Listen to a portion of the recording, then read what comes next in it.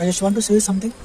And within 2.5 yearsలో మోడీజీ గారు తనకి 75 years వస్తున్నాయి కాబట్టి so he may not lead the India or government after 2.5 years అని మనకి వినపడుతుంది.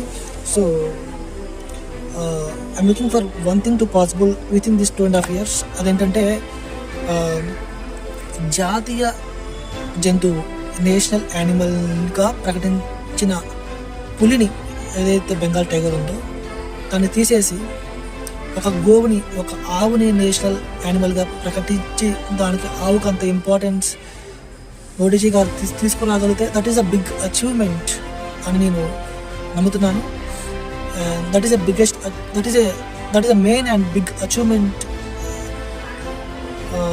That whatever the Modi did from all these years.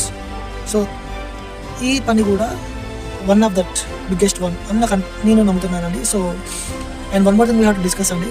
ఎవరైతే బెంగాల్ టైగర్ని అంటే ఆనాటి కాంగ్రెస్ ప్రభుత్వం ఏదైతే ఉందో వారు బెంగాల్ టైగర్ని జాతీయ జంతువుగా ప్రకటించారు. సో అంటే జాతీయ జంతువుగా ప్రకటించవలసిన అవసరం కేవలం బెంగాల్ టైగర్ని మాత్రమే ఎందుకు నిర్ణయించుకున్నారు అన్నదానికి ఒకసారి మనం ఆలోచిస్తే we didn't got any reasons అండి. అంటే మనకి అర్థవంతమైన కారణాలు మాత్రం దొరకట్లేదండి. అంటే ఇప్పుడు ఒక సింహం ఉందండి. సింహం ధైర్యానికి, తెగింపుకి, బాధ్యతకి, కుటుంబ పరివారాన్ని కాపాడుకునే స్వభావానికి ప్రతీక సింహం.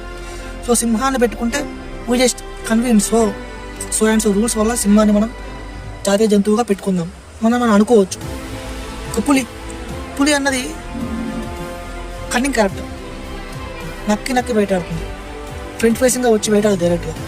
అండ్ దానికి అమితంగా ఆకలి అయితే తన పిల్లల్ని దాని చంపుకొని తినే సందర్భాలు కూడా ఉన్నాయి పులికి. సో పులి అన్నది ఎప్పుడు కూడా దట్స్ నాట్ ఏ దానికి స్ట్రెంత్ ఉండొచ్చేమో కానీ అండి దానికి ధైర్యం లేదు. సో ధైర్యం లేని స్ట్రెంత్ ఎంతున్నా వేస్ట్. పులి అత్యంత భయస్థమైన జీవి.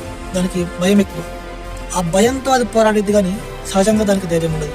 అండ్ పులి అనేది కన్నింగ్ క్యారెక్టర్ నిదర్శనం. సో అలాంటి పులిని ఎందుకు మన వాళ్ళు నేషనల్ యాంథమ్ పెట్టుకునేది నాకు ఇంతవరకు అర్థం కావట్లేదు. సో అది వాళ్ళ యొక్క మానసికమైన స్థితికి నిదర్శనగా మనకు కనబడుతుంది. సో పులి ఎప్పుడు నేషనల్ యాంథమ్గా పెట్టుకోదగినది కాదండి. ఈవెన్ దానికి బదులుగా గోవుని నేషనల్ యాంథమ్గా పెట్టుకుంటే అది మన యొక్క పోషణకి ఉపయోగపడుతుందండి. మనిషికి ఉపయోగపడే జీవులలో గోవు ఒకటే ప్రాముఖ్యమైనది. అది ఇంకా ఏ ఇతరమైన జీవిని హింసించకుండా బతికి అదేవిధంగా మనిషిని కూడా బతికిస్తున్న జీవి గోవు మాత్రమేనండి. సో కాబట్టి గోవు మనకు ఫార్మింగ్లో అయితే ఏంటండి, మనం తాగే పాల దగ్గర నుంచి ప్రతి విషయానికి ఆ గోవు పీల్చి వదిలిన ఆ గాలి కూడా మనకు ఎంతో ఆరోగ్యకరమైందండి. సో ఆ గోమూత్రం కూడా మనకు ఎంతో ఆరోగ్యకరమైంది. ఆ గోపేడ మన కల్లాపు చల్లుకోవడం కానివ్వండి, everything there is a science అండి. But that science is the actual culture of our India.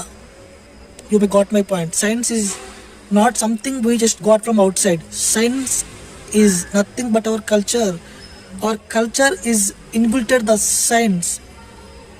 So కాబట్టి science is nothing different that we are taking from somewhere else. It's not like that. కాబట్టి ఇంత చక్కగా ఉపయోగపడే గోవు ఏదైతే ఉందో దాన్ని మనం సంరక్షించుకోవాలి. ఆ గోవుల్ని మనం పెంపొందించుకోవాలి. ఆ గోవుల్ని మనం కాపాడుకోవాలి. ఇన్ కేస్ గోవులు ఎంత ఎక్కువగా పెరిగితే, గోవులు ఎంత ఎక్కువగా ఉంటే దేశం అంత లబ్ధిలో పెరుగుతుంది. దేశంలో ఉన్న ప్రజలు కూడా, జనాలు కూడా అంత ఆరోగ్యకరంగా ఉంటారు. సో ఇవన్నీ చాలా ఫ్యాక్టర్స్ బేస్ అయి ఉంటాయండి. ఇంకా చాలా లాభాలు ఉంటాయి. సో కాబట్టి పశుపోషణ అన్నది ముఖ్యం. అదేవిధంగా ముఖ్యంగా గోవుని కాపాడుకోవాల్సిన బాధ్యత ప్రతి ఒక్కరి మీద ఉంది. కాబట్టి మోడీజీ గారు ఖచ్చితంగా దీన్ని ఒక గోమాతని జాతీయ జంతువుగా ప్రకటించాలని నేను కోరుకుంటున్నాను. విత్ ఇన్ 2 yearsలో ఆయన తలుసుకుంటే జరుగుతుందని నేను నమ్ముతున్నాను. సో మీరు కూడా ఇదే జరగాలని కోరుకుంటే ఈ యొక్క మాటని అందరి మనసుల్లోకి వెళ్ళేలాగా చేర్చవలసిన బాధ్యత మీది. Thank you so much for listening my words. జై హింద్. భారత్ మాతాకి జై. జై శ్రీరామ్.